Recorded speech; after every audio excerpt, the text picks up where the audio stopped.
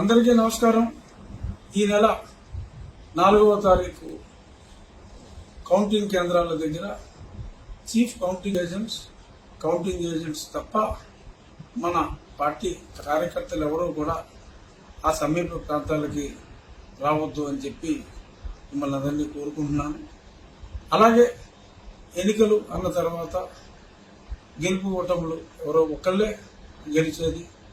గెలిచిన పార్టీ వాళ్ళు సంయమనం వహించి వేరే వాళ్ళని కవింపు చర్యలు ఇటువంటివేమీ దయచేసి చేయవద్దు.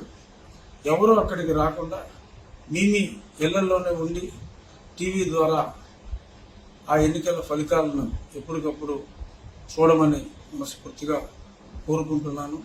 ఈ సందర్భంగా గెలిచిన పార్టీ మనం ఎవరం కూడా ఎటువంటి రోడ్ షోలు కానీ బాణసంచా కానీ చేయవద్దని కూడా మనస్ఫూర్తిగా మీ అందరికీ తెలియజేస్తున్నాను. నమస్కారం.